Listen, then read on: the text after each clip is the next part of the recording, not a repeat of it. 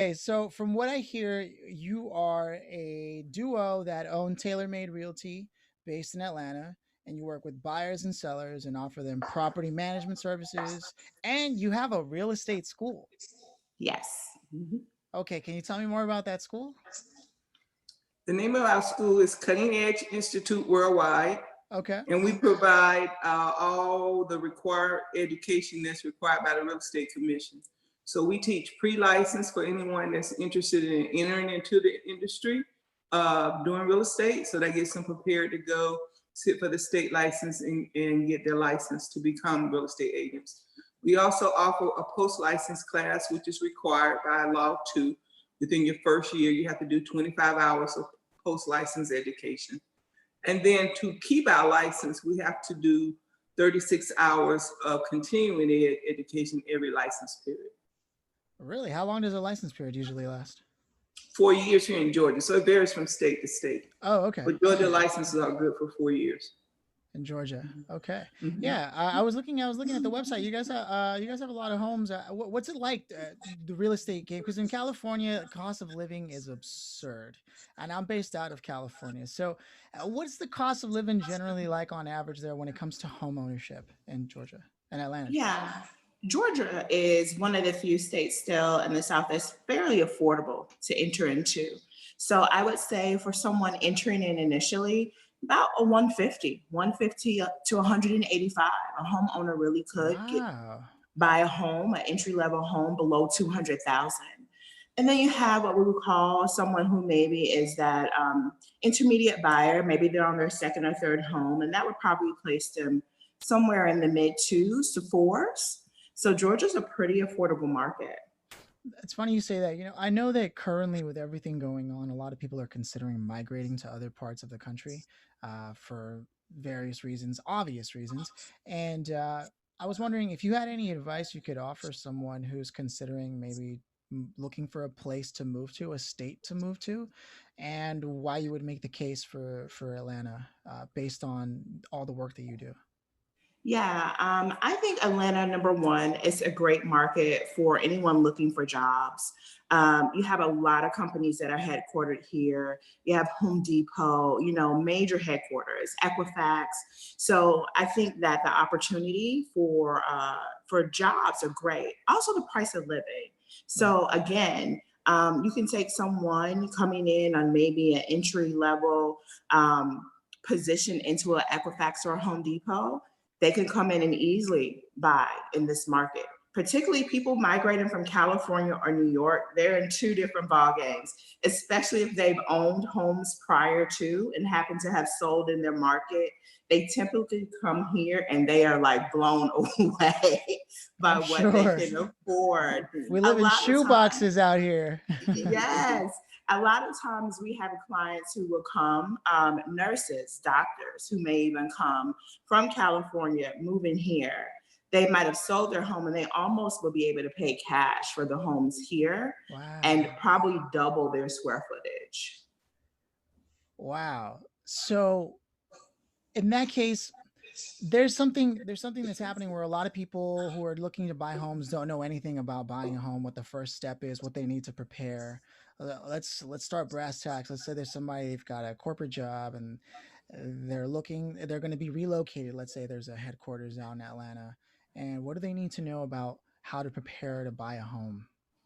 Yeah, I would say number one is savings, having your money, your down payment correct and having it right. I think credit is the second one that I would look at. And then last, but income. But number one, you have to be able to play in that game and you have to have a down payment. It's very few products that don't require a down payment. Um, Take FHA, they require 3.5% down.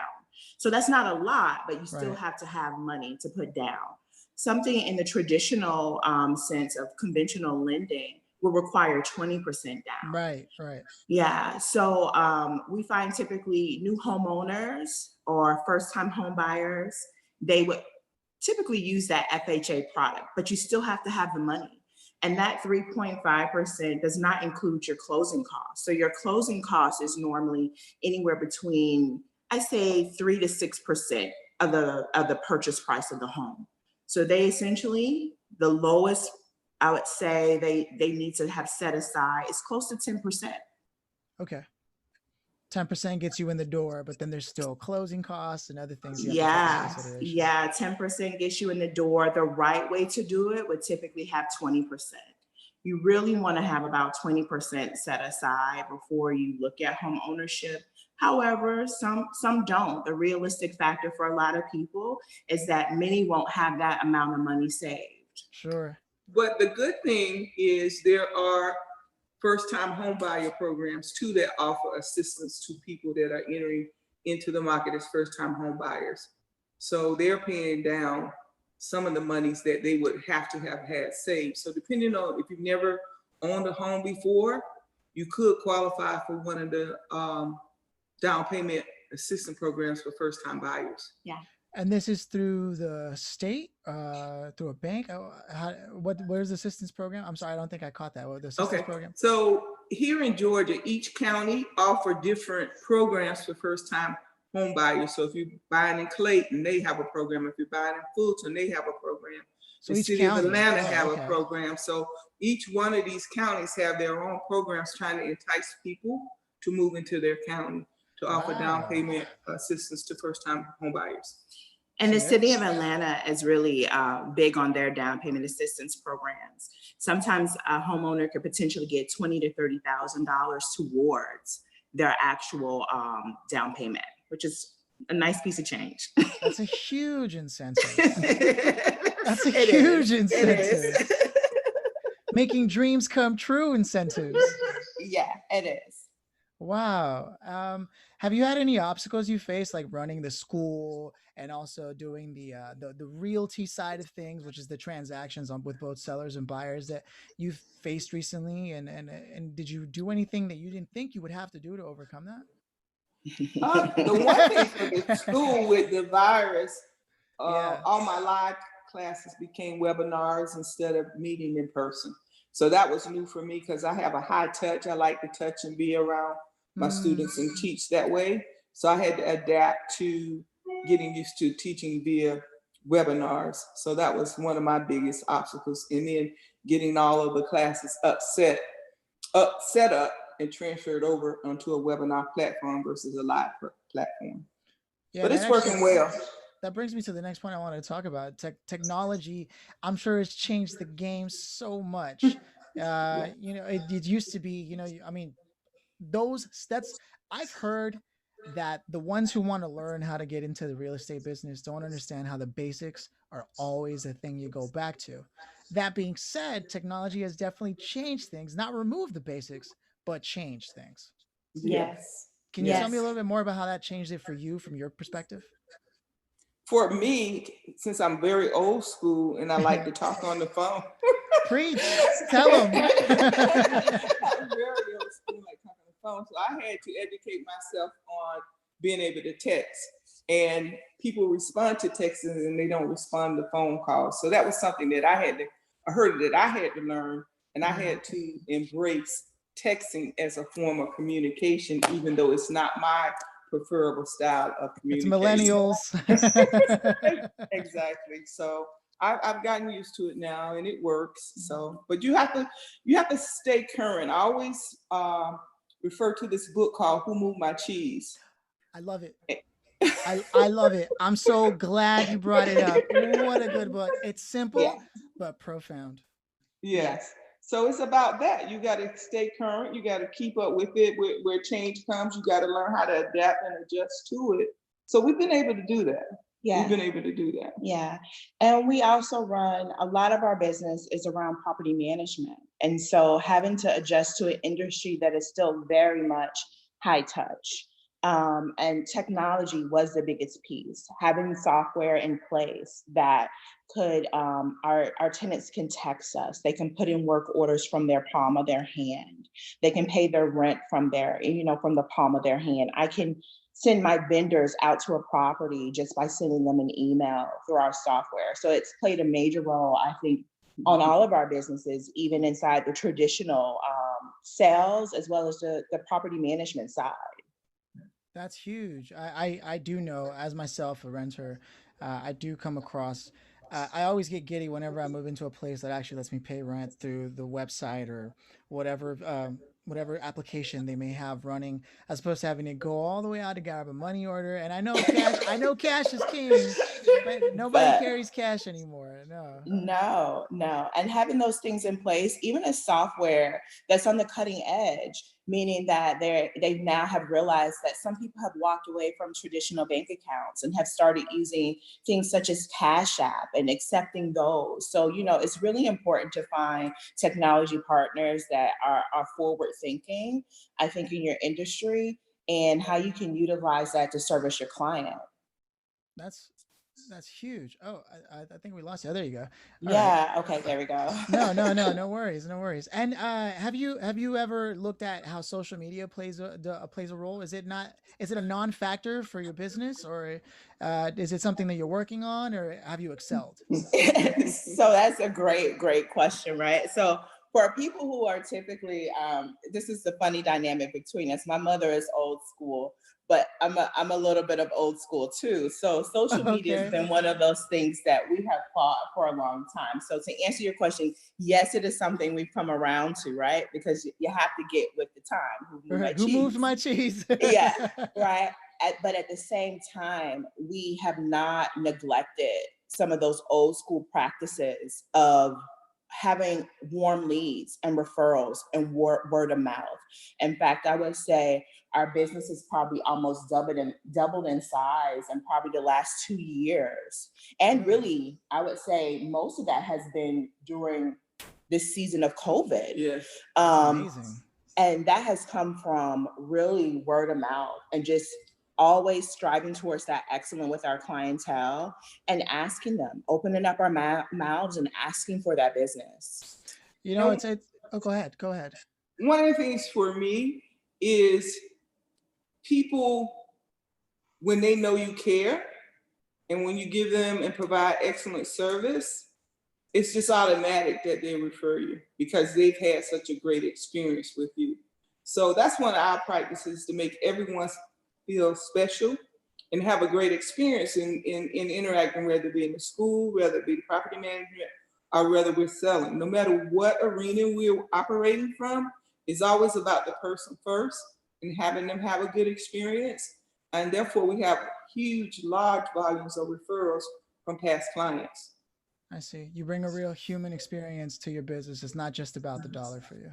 No, No, absolutely not. no. Yeah, that We've, was in awesome. fact, yeah.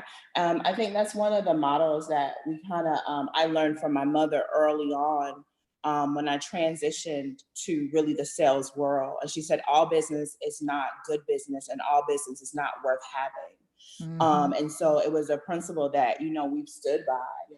And we've turned down money, we've turned down clients, we've turned down property management clients. We just because they did not share the same vision of how we think people who are happen to be tenants should be treated.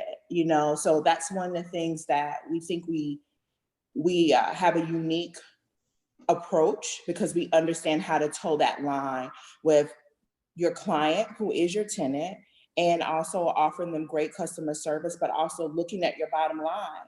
And I think both can coexist. For so long, people think it has to be one or the other, but really you can have great customer service, you can be focused on your tenant, and you can still have a great bottom line. See, I love that because it is true. A lot of people will put the bottom line first. And I mean, you need money to run a business. People could volunteer and you still need money to run the Yeah. business. So for me, it's like, okay, so you must have an amazing team. Is it just you two because you run a school and you have a property management company and you're constantly working with buyers and sellers? Do you have a team? Yes, we have a team and we have a A wonderful, wonderful a team. We have a wonderful wonderful team team. who upholds the vision as well. So we And have agents who work with us on the sales side and as well as property managers who work with us there and instructors. do you guys hold like meetings and sort of get together? What's the culture like with you guys? Do you guys have a ritual you guys go through? It's really, I would say we're very close knit and family Family. oriented Okay. when it comes to that. We extend that to the people who work with us as well. They feel like family. And we really focus on building that culture with an open door policy there. Um, that family culture there, and we really care about our employees, and we want them to feel that. We want to celebrate their birthdays, we want to know when they're going to have a baby, we want to celebrate their anniversaries. We do lunches out together just to kind of talk and powwow. When we do our office meetings, we have breakfast so that everyone can, have a good time. So we Yeah. are focused on that. But that has also, we have a strong team that knows how to get the job done. And so we don't have to micromanage, and we get to really celebrate and empower them to do their job. So yeah, Right. it's letting them know that you trust them and you give them some opportunities to be creative in what they're doing, because we have a lot of smart people working for us. They're brilliant. Yeah. So they bring all of that to the table, and so we're open to listen. It's not just here's the rules, here's the guidelines. Right. We are open to have their expertise be contributed to how we do things. In fact, I think we look for it. We kind of look for people who are smarter than us in certain areas. We look for that, and No, and I love understand how that. we can utilize that. Yeah. It makes so much sense. A lot of people tend to, especially who have only ever been employees, tend to come from the ilk of, oh, well, I'm smarter, I should be the boss. And it's like, well, the boss hired you because you're smarter. That nobody's going to pay somebody who they're smarter than, Yes. A lot of people don't get that. No, that's awesome. It's good to hear you guys have a culture where it's not so top down and that's the way it is, and it's very lateral and like open to things. I think that explains a lot. You basically break the rules and you get rewarded for it, because you would normally work in a company where it's like this is the way it is and that's the bottom line. But because you break the rules, it looks like it doubled your business during COVID. Yeah, yeah. And they've helped us grow our business, to be honest. The level of expertise on now what we say we can offer and what they have as a skill set, when we go to the table to negotiate deals, it speaks volumes for us. And Mm, so we definitely value that. We do. that's huge. So the transition to working from home then was something that happened very naturally for you, or was it always, because I know uh, Well, I still came. working on it. My background. I was in corporate America for years. Okay. I worked for Motorola for 15 years. So I've been, and I worked for a company. So that was a transition for me, to transition from being in a corporate environment to me being the person that's in charge. Even though I was in management positions Sure. in the companies that I worked for, it was taking on a new path as being the runner and developing and coming up with what we needed to do to have our business succeed. Oh yeah, that's a different role. Yeah. It was a different role. So that once I got into that position, it was easy.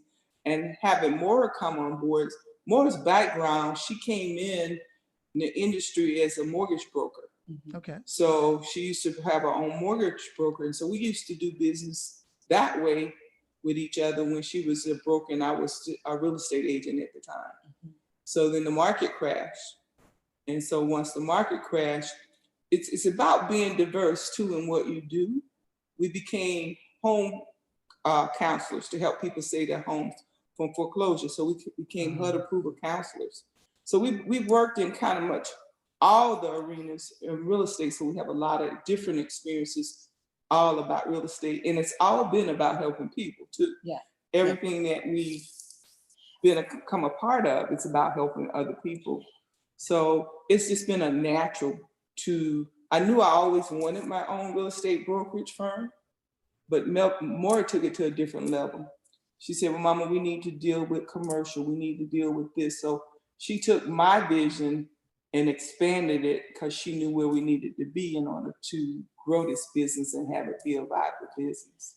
And I think also we shifted, all that to say, we shift. We shift whenever it is needed to survive in this market. And I think like a lot of people who have found a way to succeed during this COVID season have learned how to shift very easy, whether it's working from home or whether they need to realign their team or get new technology in place. We always say that a crisis is an opportunity. And so even back in when the market kind of crashed during that period of really 2007, 2008, those dark days, they felt dark, but now these are dark days too with COVID. But like she said, we shifted. We became HUD-approved counselors. We did foreclosure prevention. We went on to carry REO properties and list with Fannie and Freddie. And so we've learned how to maneuver. And so now, yes, our team does work from home, but again, we're in an industry that is high touch. So we have leasing offices that we're responsible for being at because tenants are counting on us to still be able to service them during this time. Even during COVID, what do you tell someone if their AC went out in the middle of the summer, that you're not coming to service them because of COVID, or that your refrigerator is out and you have a family of 4, we're not going to service you? So we've had to learn how to adapt. So yes and no, we do work from home, but we're essential personnel. We still have to be out there on some lines of our business. No, it sounds like everything you do is for the people that you serve, and that's got to be such a great feeling to be able to say you make a living helping other people in a real way, which is different because there's a lot of people out there in business who are only making money just to make money, and not even by Yeah. choice. They just don't know how to get to their why, their how that path, and it That's just it. seems so natural for you. So you guys definitely highly recommend for family to work together. You guys don't ever get on uh, each other's nerves. so Yeah, we don't say never, but never. we won't say never, but one of the great things is that I wouldn't trade it. For me, I wouldn't Yeah. trade it for the world. And so I think the number one thing to working with family is boundaries and respect. Mm. And so I understand that this is my mother. She will always be my mother. In our work environment, some people choose not to call their mother in a work environment. I hold the utmost respect for my mother, so she will still be called mom That's or right. mother and, Excuse me. and in business meetings. So yeah, if this offends you, I'm sorry, but I'm not going to disrespect my mother on any level, even inside of business. And I think years ago, we were at a conference and I heard something very profound, and I'm trying to remember the woman who shared that. That was Kathy Hughes, and she shared about how do you balance, family and career. And she said, you don't balance family and career.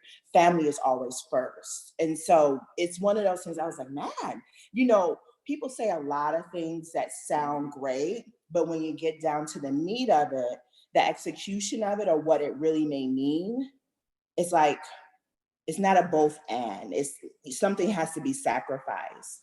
And so that really hit me like, you know what, it's not even a debate. Family comes first. And so I think we've treaded that line that even in our professional role, we'll still respect one another. She's still my mother, but she respects my opinions, and that in business as well. So we've learned to work with one another and we trust one another. I wouldn't trust anybody else with my money Sure. except for my mom. Sure. Sure. And then one thing too, I had to, for me, learn to value what more value. I'm a workaholic, so I don't have any downtimes or limits. And Mm. Moira, on the other hand, she wants to work from whatever the business hours are. So if I try to talk business to her after hours, That's like, the boundary setting right there. So she set those boundaries and made them pretty clear. Even though I tried to cross them, she stayed with it. So I learned to respect it. Give her time. She needs her time, and she's not like you to work all the time. That's a Work-life disadvantage balance. from working at home.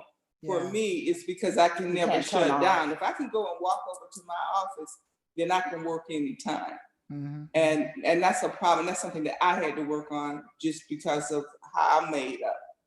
But she knows how to, when she's home, and she can shut it down between the business hours and the work hours. So. Yeah, there's a growing push towards mindfulness and creating that space. And then it's true, I know I come, I'm half Mexican, half French, and my father workaholic. It's work is work is work, and that's what I do. What am I gonna do? Stay home? So I get it. I trust me, I get it. It's a generational thing, but I'm super Yeah. inspired to see that you've been able to respect each other's differences, make a profit, change people's lives, and do something that you love doing and Yes. succeed at it. Yes. You broke Yeah, all the it's rules. and it's fun to do something you like. You Yeah. know, it's you're working, but it's not like working because Right. you're enjoying what you do. We love renovating. I love teaching, so I love talking and getting people to understand the importance of what they do. So it's just like I'm just having an everyday conversation, even though it's providing something someone else needs. But I'm enjoy doing it because I like sharing like that. Yeah. So Yeah. Well, a lot of business is networking, right? So to close things out, because we're getting close to that time now. A lot of business is networking. Is there anybody in particular in your line of business that you would love to meet? Because you never know who's listening, right? So Mm. it's yeah. It's think about it, right? When you're out there networking, it's all about you know who. Let me introduce you to so and so. So who is that? Because you never know who's listening. So, two people who I would love to meet. One are the Property Brothers. I think that I love the show, The Property Brothers. Their concept that they've come out with the rental properties too. I like them. Tom Ferry is another one who's very big inside of real estate and a marketing guru. So I think there's a lot to learn to just spend like 30 minutes picking his brain. Okay, Uh, so yeah. for that's me, huge. Chip and Joanna, and they're no longer on doing the renovation, but I just loved her style and how she did things And the price points. and the price points that she that they were able to Everything was come up with. affordable. And Okay. that's it for me that I would just can think of. Gary Keller was one of them too. Oh, I used to work at Keller Williams, so yeah, I used to go to all of they call it family reunions, their meetings Ah, annually. So those were great people that you got to meet. They always had someone wonderful for us to meet and interact with at right. their conferences. Mhm. Well, that's great. If you're listening, listen, they're looking to meet up, you know. And if I ever run into them or happen to book them on this show, I'll make the effort to Yes, make sure the introduction is made because that's how business works. that's right. That's Yes, right. yes. To close it out, if there was anyone who was young and interested in real estate, or somebody who might be young and also wants to sell their home, or what advice would you give them? Um, I would say to be your biggest cheerleader. You know, you've got to get in your head, and you've got to empower yourself, and you've got to figure out how you I would say can work past being motivated. I think that's one of the biggest things that we've had to learn is despite how we feel, that we still execute what needs to be done for the day. And that's one of the biggest things. How do you move even when you're not motivated to move at that time? So many people wait on that moment when I feel like doing it or to be inspired. And so sometimes you execute just because it lines up with the plan and learning to execute the plan. That's one of the things that has really supported me, especially in a generation that really pushes self-help, self-empowerment. But one of the things that I think that's not spoken about is, well, how do I move when I don't feel like it? And how do I get things done? Yeah. For me, I would recommend a mentor. Mhm. Mentors are worth their weight in gold. And if you can just study under someone that's an expertise and have the skill sets that you're looking after and they're willing to pour into you, that would be very valuable for anyone starting out. Okay. I love it. Well, Renee, Maura, this has been an absolute pleasure. And I can't wait until the next time we get a chance to talk. Thank you so much for all the advice, wisdom, and soul and love that you brought to this episode. When this Thank is you. ready, I'll be sure to share it with you guys. And again, if I ever run into the names you dropped, I'll make sure to make the introductions. Yes, thank Thank you. And you. thank you for having us. Yes, yes, my pleasure. All right, you guys have a great night. All You right, too. you too. Okay, Bye bye. Bye. bye.